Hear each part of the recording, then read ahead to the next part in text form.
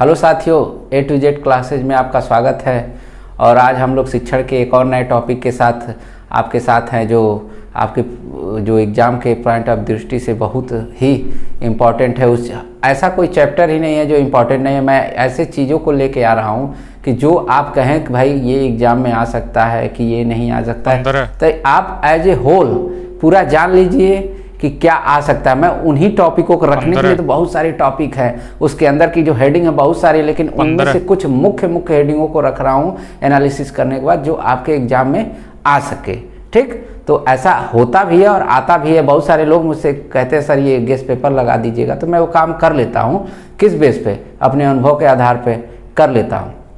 तो आज हम लोग शिक्षण की नवीन विधाएं, जिसको कह सकते हैं अप्रोच मतलब उपागम, जो शिक्षण की नवीन विधाएं, किस किस विधाओं के माध्यम से आप शिक्षण को और प्रभावशाली बना सकते हैं, ये प्रक्रिया चलेगी कि आप अपने उपागम अप्रोच जिस अंग्रेजी में इसको अप्रोच कहते हैं उपागम को, और अपने कौन कौन से टेक्निक अपना के आप अपने शिक्षण प्रक्रिया को बहुत प्रभावशाली बना सकते हैं। इतना प्रभावशाली कि लगे कि हाँ कोई टीचर क्लास में आया था और लोग निकलने के बाद आपके बारे में पूछें कि हाँ टीचर कोई था क्लास में।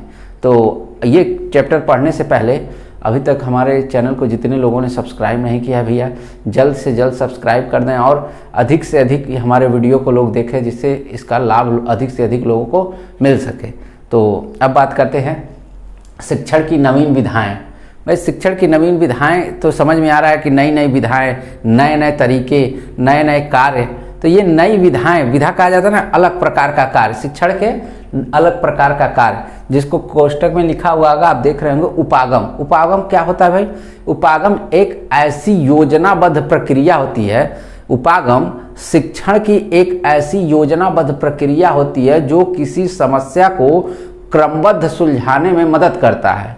ये नहीं कि अटरैंडम सुलझाने में मदद नहीं करता है, एक व्यवस्थित और क्रमबद्ध के अनुसार समस्या को सुलझाने में मदद करता है ये उपागम। कोई भी बहुत सारी समस्याएं आती हैं, वो एक समस्या आई, आप उसको कैसे हल करेंगे? ऐसे ही तात्कालिक रूप में हल कर दिए, लेकिन हाँ वो समस्या फिर कभी ना आए, इसलिए हम उपागम का प्रयोग करते हैं। जब शिक्षण में हम विधिवत तरीके से, विधि विधान से उस समस्या को पहले एनालिसिस करते हैं, समझते हैं। जब समझ लेते हैं तो उस समस्या को दूर करते हैं। किस रूप में? विधि विधान से। वही कह रहा है कि वो विधाएं क्या क्या होंगी? जब शिक्षण में कोई समस्या आएगी तो उन समस्याओं को हम दूर करेंगे। सबसे पहले ही एक सबसे बड़ा टास्क ही होता है शिक्षण कि किस तरह से शिक्षण का कार्य होगा, ये सबसे बड़ा टास्क है।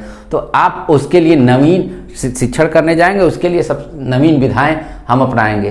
तो सबसे पहले इसके पहले पॉइंट पे आते हैं, जो सबके लिए आप लोग देखते होंगे। पहला है बाल केंद्रित अधिगम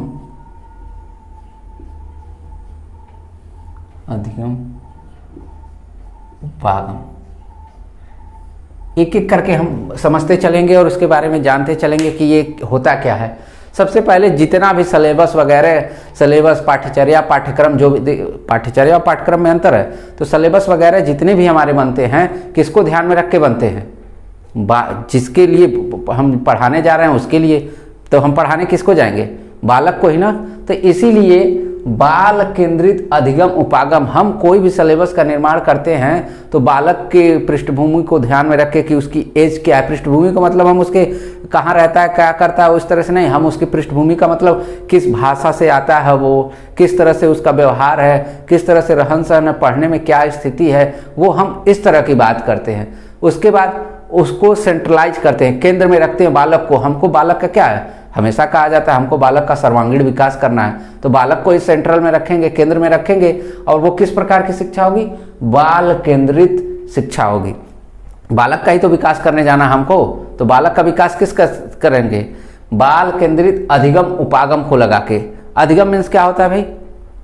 साधारण भाषा में सीखना या सिखाना या व्यवहार में परिवर्तन करना ही अधिगम है साधारण भाषा में। लेकिन मनोविज्ञान की भाषा में अलग हो जाता है।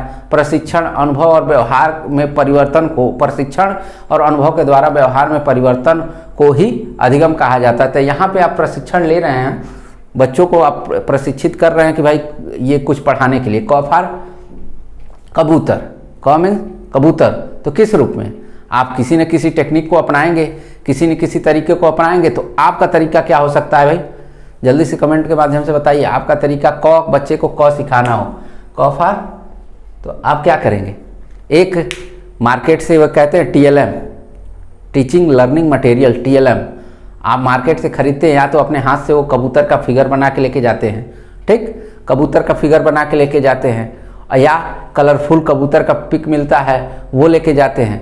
तो आप बच्चों को जब सिखाते हैं तो कहते हैं क फॉर क्या होता है, कबूतर। तो बच्चा के दिमाग में रहता है कबूतर होता क्या है, सर कबूतर कबूतर कह रहे हैं, कबूतर होता क्या, उसके माइंड में ये चीज़ें रहती है। तो आप एक जो पिक बनाए हैं या मार्केट से जो पिक खरीदे हैं उसको आप यहाँ पे बोर्ड पे लगा के दिखाते हैं कि बच्चों ये देखो कबूतर, इसी वर्ड से इसको इंगित करते हैं, इसी वर्ड से इसको कबूतर कहते हैं, इसी क से कबूतर, यही कबूतर होता है, ये चीज़ें हैं, इसके देखो पर लगे हुए, एक पक्षी है, उसके बारे में उस तरह की जानकारी उसको देते हैं। किस माध्यम से, आपने शिक्षण को, नवीन विधाओं को बनाने के लिए, बाल केंद्रित शिक्षा को और बढ़िया बनाने के लिए कार्य किया ना, तो TLM का प्रयोग कर लिया नवीन विधा को जानने के लिए, नई कार्यों को करने के लिए, ठीक। तो क्या आप क्रमबद्ध कार्य कर रहे हैं कि नहीं कर रहे हैं, कर रहे हैं, बिल्कुल आप TLM का प्रयोग कर रहे हैं, जो आपके BEd BTC DLEd NTT वगैरह में ये प्रयोग होता ही होता है। तो आप क मीन्स कबूतर, यहाँ उसका चित्र बना के आप उसको समझाते हैं।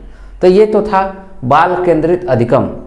आपके घर में बालक होंगे ना, तो उनको क फॉर कबूतर सिखाइएगा तो देखिए वो किस तरह से समझते हैं। कबूतर कहते रह जाएंगे, वो रट्टा मार लेंगे कि क मीन्स कबूतर होता है, लेकिन अगर उनको उस कबूतर को दिखाया ना जाए, चाहे मोबाइल में चाहे पिक के माध्यम से, तो क्या वो कभी ज़िंदगी में जान पाएंगे कबूतर क्या होता है। ज़रूर किसी न किसी के मुंह से सुनेंगे कबूतर है, तभी वो जान पाएंगे, कभी वो देखेंगे तभी वो जान पाएंगे। तो उससे अच्छा है कि हम अपनी शिक्षण की नवीन विधाओं के अंतर्गत TLM का प्रयोग करें, उसको पिक के माध्यम से अन्य तरीकों से भी समझा सकते हैं, ठीक। अब दूसरे पे आते हैं।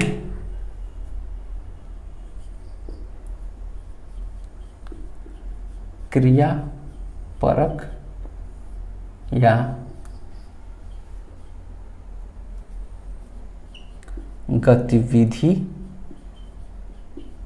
गतिविधि आधारित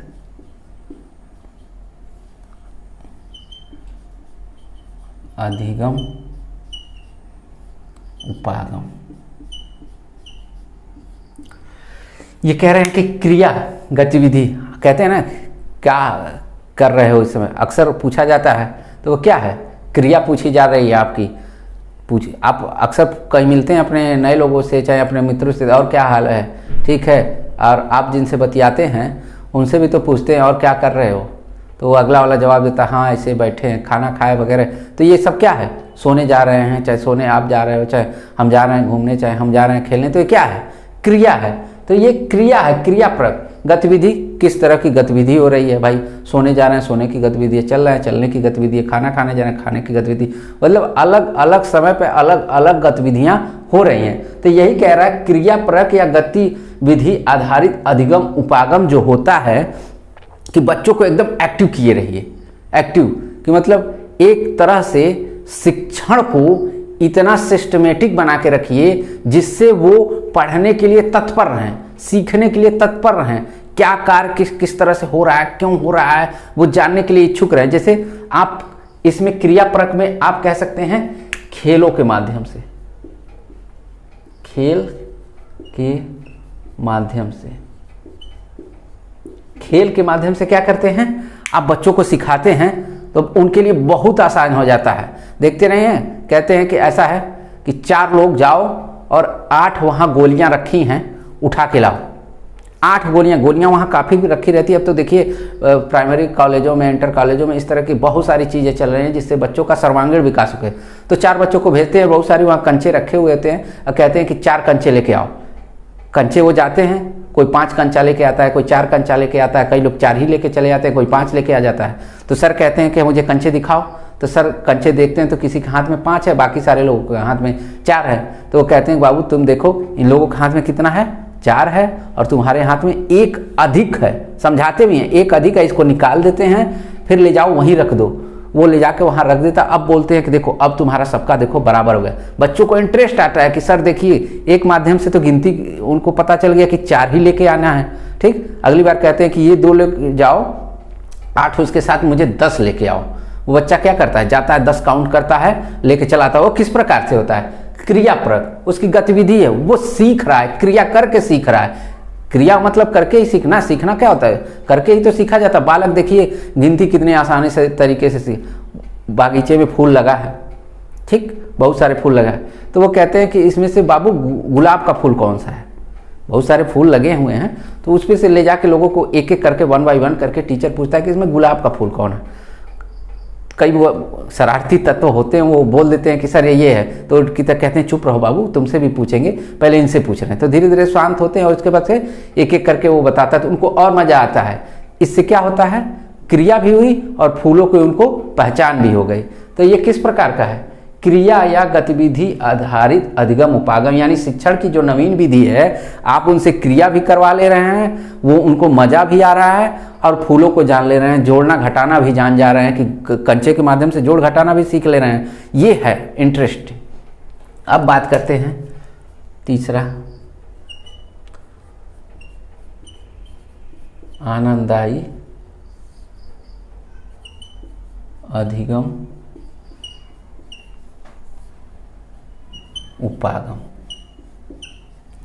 भाई ये क्या होता है, नाम से ही स्पष्ट है, ऐसा कोई भी कार्य जिसमें उनको मजा ही मजा आए, ठीक, इनको इतना रुचिपूर्ण बनाया जाता है। आज के परिवेश में देखिए प्राइमरी स्कूलों में तो क्या किया जा रहा है, प्लेवे बनाया जाए, नहीं बनाया जाता, उनके लिए झूले की व्यवस्था की गई है, वहाँ उनको वो चढ़ के उतरने वाली व्यवस्था की गई है। वहाँ से कहा जाता है कि 3 सीढ़ी चढ़ो, वो 3 सीढ़ी चढ़ते हैं, वैसे चढ़ के उतरो। यहाँ से क्या हो रहा है, उनको मजा भी हो रहा है, इससे उनका शारीरिक मानसिक विकास हो रहा है कि नहीं हो रहा है, किस रूप में, मजे मजे के साथ वो पढ़ भी ले रहे हैं। अच्छा ठीक है, भोजन का समय हो गया, वो थाली उठाते हैं, एक संस्कारों के तहत उनको मजा आ रहा है, थाली उठाते हैं, जाके भोजन कर रहे हैं, भोजन करके चले हुए आते हैं। उनका क्या है, सिस्टम के तहत एक कार्य होता चला जा रहा है, उनको जो भी कार्य करने में कार्य हो रहा है, मजा आ रहा है। देखते होंगे स्लेट आती है, स्लेट, उसमें छोटे छोटे छोटे प्लास्टिक के कुछ गोलियां होती हैं, वो गिनती के माने और एक स्लेट पर लिखने के लिए होती है। तो वो क्या करते हैं, उसमें भी वो मजा लेते हैं कि ऐसा है कि ये तीसरी लाइन में देखो कितनी गोलियां हैं। वो क्या करते हैं, ऐसे गिनते हैं, 1 2 3 4, ऐसे काउंट करते हैं। अच्छा ठीक है, बगल में से हम जो ब्लैक बोर्ड होता है छोटा सा, उसी में स्लेट में उस पर वो क्रम लिखते हैं। उनको क्या आ रहा है, मजा आ रहा है। यानी जिस रूप में उनको सिखाया जाता है, उनको खेल में माध्यम से, कि एक बहुत सारे खेल होते हैं कि बच्चों को गोला बना के एक रस्सी वगैरह रख देते हैं, कहते हैं किसके पीछे रख दो, तुम दौड़ते रहना, किसी को पता ना चलेगा, ठीक। तो वो एक गीत कोई गाता रहता है, कोई मनोरंजन कार्य करता रहता है, वो किसके माध्यम से, आनंद के साथ, और वो कविता सीख लेता है, सांस्कृतिक कार्यक्रम सीख लेता है, व्यवहार करना सीख लेता है। उसको क्या आ रहा है, मजा आ रहा है, वो मजे मजे के साथ अपनी पढ़ाई को क्लियर कर रहे हैं, बहुत एंजॉय कर रहा है, ठीक। अब अगले पे आते हैं, चौथा, दक्षता आधारित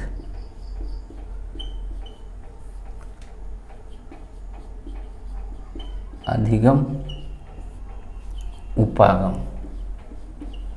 ये भाई दक्षता क्या है, दक्षता का मतलब उसकी क्षमता से लिया जाता है कि भाई उसकी क्षमता क्या है, वो किस तरह से बच्चे कार्य कर सकते हैं। बहुत सारे बच्चे होंगे कि देखेंगे बहुत उसमें स्ट्रांग शरीर के होंगे, कुछ होंगे दुबले पतले।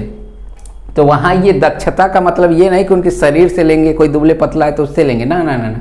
यहाँ दक्षता उसके मेंटली, उसकी एबिलिटी क्या है, सीखने की क्षमता कितनी तेज है, सीखने की क्षमता कितनी कमजोर है। वो अगर सीख रहा है तो किस रेशियो के साथ सीख रहा है, कितने तेजी के साथ सीख रहा है। अगर सीख रहा है बहुत तेजी के साथ सीख रहा है तो बहुत बढ़िया, उसको और बढ़िया बनाया जाएगा। और थोड़ा कम तेजी के साथ सीख रहा है तो उसको धीरे धीरे धीरे धीरे करके एक सामान्य बालक की तरह बना दिया जाएगा, कि जो अगली कक्षा में जैसे ही जाए वो एक नॉर्मल स्टूडेंट की तरह, जैसे सब सीख रहे हैं वो वैसे भी सीख रहा है, जैसे टीचर सिखा रहे हैं वैसे वो सीख रहा है।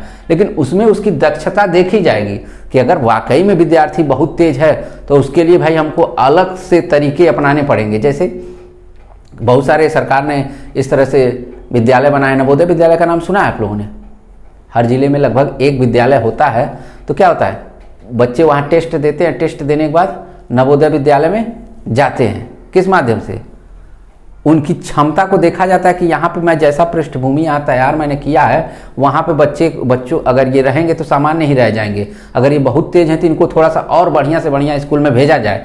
तो वो क्या करते हैं, उस तरह के बच्चों को पढ़ाते हैं। और नवोदय के विद्यालय का जो एंट्रेंस होता है, वो बच्चे जाके एंट्रेंस में बैठते हैं और वहाँ जाके पढ़ते हैं। वहाँ पे और ज़्यादा वो जो तेज बच्चे हैं वो उनको और फैसिलिटी के साथ वहाँ और बढ़िया से सीखते हैं। तो हमारा काम क्या है, उनकी दक्षता को पहचानना, उनकी क्षमता को पहचानना कि कौन सा विद्यार्थी को हम किस रूप में सिखाएं।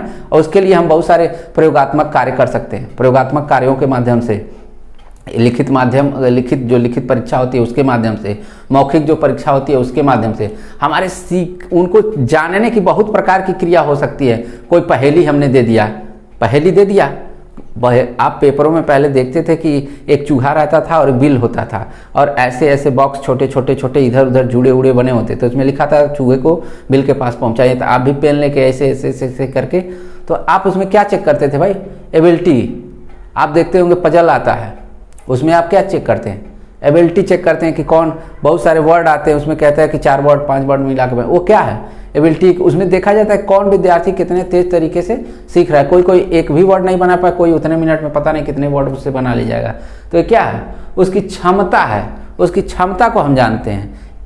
समस्या आएगी, जब समस्या आएगी तो उसका हम हल करेंगे।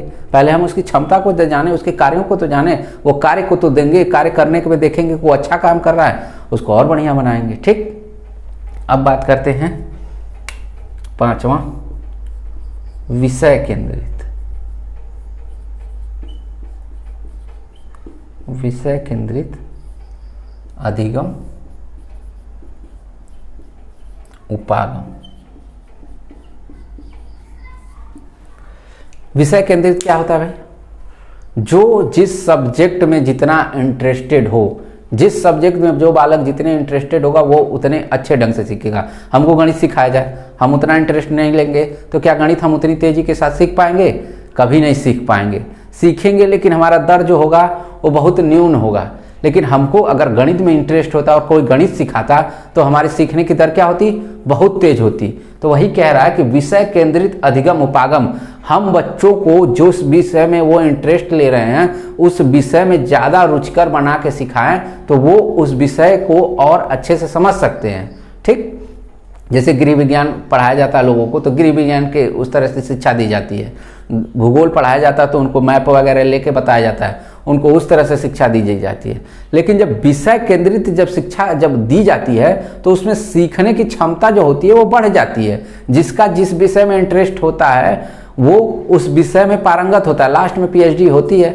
एक सब्जेक्ट जो भी होता है आपका, उस सब्जेक्ट से जाते हैं, उस सब्जेक्ट से पीएचडी के लिए फॉर्म भरते हैं ना, तो वो आपका टॉपिक निर्धारित होता है और टॉपिक निर्धारित होने के बाद आपको समस्या मिल जाती है, आप उससे एनालिसिस करके अपने पीएचडी शोध कार्य पूरा करते हैं। तो वो विषय केंद्रित होती है। अब आप क्या हो गए, उस विषय के विशेषज्ञ हो गए। आप जो सब्जेक्ट है विषय से विशेषज्ञ हो गए और आप बहुत तेजी के साथ आप किसी को उस चीज़ को समझा सकते हैं, बता सकते हैं। जो थोड़ा सा पढ़ने लिखने में कमज़ोर होता है वो उस विषय को ज़बरदस्ती दीजिए तो उस विषय को नहीं सीखेगा।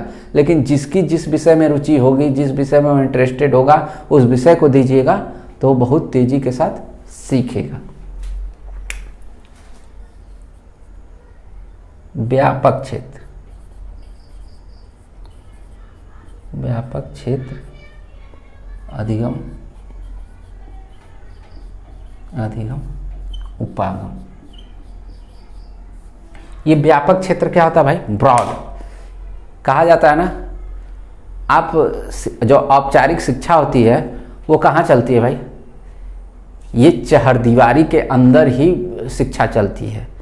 जो औपचारिक शिक्षा की बात करते हैं हम, तो ये चहरदीवारी के अंदर चलती है। लेकिन शिक्षा जो है चहरदीवारी के जब बाहर जाती है तो शिक्षा जो है आजीवन चलने वाली प्रक्रिया कहलाती है। किस रूप में? इस रूप में। जब हम चहरदीवारी के अंदर किसी कॉलेज में नियुक्त हो गए, टीचर हो गए, तो हमारी क्या है, वहाँ की औपचारिक शिक्षा हो गई। लेकिन अगर हम शिक्षा को व्यापक रूप में ले जाना चाहते हैं तो हमारा शिक्षा क्या होगा? और ब्रॉड लेवल पे होगा। यानी हम और मेहनत करेंगे और मेहनत करेंगे कि लोगों को जो हम सीख रहे हैं अन्य लोगों को भी सिखाएंगे। किस माध्यम से? ऑनलाइन माध्यम से। जैसे मैं आप लोगों को सिखा रहा हूँ ऑनलाइन माध्यम से, ऑफलाइन माध्यम से, क्लास में, मतलब जहाँ आप मिलें, आप एक व्यवस्थित तरीके से मैं उस चीज़ को व्यापक रूप से समझा सकूं। कभी भी कोई भी डाउट है आप हमारे पास कॉल करके हमसे पूछ लीजिए कि सर ये समस्या है, आप मुझे इस कैसे आप बताइए, मैं उस चीज़ को सॉल्व कर सकूं। तो ये जो अलग अलग तरीके की अलग अलग समस्याएं हैं व्यापक लेवल की शिक्षा से संबंधित, उससे उसका निराकरण किया जाता है। किस माध्यम से भाई? आप शिक्षण की नवीन विधाएं अपना सकते हैं। जैसे क्लास में आप पढ़ा रहे हो, उस समय कोई समस्या आती है तात्कालिक रूप से, उस समस्या को किस विधि द्वारा आप दूर करते हैं भाई? तो क्रियात्मक अनुसंधान के माध्यम से जो क्लास की तात्कालिक समस्याएं होती हैं उसको हम दूर कर लेते हैं। तात्कालिक समस्याएं बहुत प्रकार की होती हैं, कोई एक पर्टिकुलर समस्या नहीं होती है। अनुशासन संबंधी हो गई, व्यवहार संबंधी समस्या हो गई, लेट आने संबंधी समस्या हो गई, उच्चारण संबंधी, वाक्य संबंधी, वर्ण संबंधी, बहुत प्रकार की समस्या हो सकती है। ये उसका लेवल क्या है? बहुत व्यापक है। और जब उस समस्या का बहुत व्यापक लेवल है तो आपको ये शिक्षण की नवीन विधाएं या उपागम भी आपको उसके अनुसार ही रखना होगा। पहले से हाइपोथेसिस यानी परिकल्पना आपको तैयार रखनी होगी कि बच्चे को ये इस तरह की समस्या हो सकती है। जैसे डॉक्टर के पास जाते हैं तो आप बताते हैं मुझे ये हो रहा है, ये हो रहा है, ये हो रहा है, तो डॉक्टर उसके हिसाब से दवा लिखता है। तो पहले से वो जानता रहता है तभी तो दवा लिख देता है, कि अचानक दवा लिख देता है? अचानक तो दवा लिखता नहीं है, पहले से वो जानता होगा कि इस तरह से होता है, तब उसके हिसाब से ये बीमारी है, उसके हिसाब से ये दवा होता है। तो ठीक उसी तरह आप भी जब क्लास में पढ़ाने जाएंगे तो ये मान लेंगे कि बच्चे शोर करेंगे, जरूर करेंगे, कोई उसमें चिल्लाएगा, कोई बहुत अच्छे से पढ़ रहा होगा, कोई थोड़ा सा लेट से आएगा, ये सारी समस्याएं आपको आएंगी। तो उसका निदान कैसे करेंगे? व्यापक क्षेत्र अधिगम उपागम के माध्यम से। ठीक, ये और लास्ट की मैं बात करता हूं। लास्ट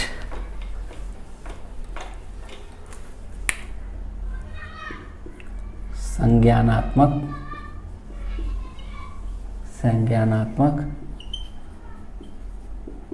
अधिगम उपागम। भाई संज्ञान क्या होता है? संज्ञान क्या होता है? संज्ञान वो चीज़ होती है जिसके बारे में हम कोई ना कोई चीज़ हमको पहले से कुछ ना कुछ जानकारी होती है। ठीक, संज्ञान तो वही होता है। कहते हैं ना आपके संज्ञान में क्या है, कुछ नॉलेज है उसके बारे में? तो कहते हैं हाँ हम भी सुने हैं उसके बारे में। तो क्या है? वही तो संज्ञान है। आपको कुछ ना कुछ उसके बारे में पहले से पता, पूर्ण नहीं लेकिन कुछ ना कुछ उसके बारे में पता है, तो वह क्या है? वही तो संज्ञान है। तो हम यहाँ संज्ञानात्मक अधिगम उपागम, भाई बहुत सारे लोगों की अलग अलग समस्याएं होती हैं।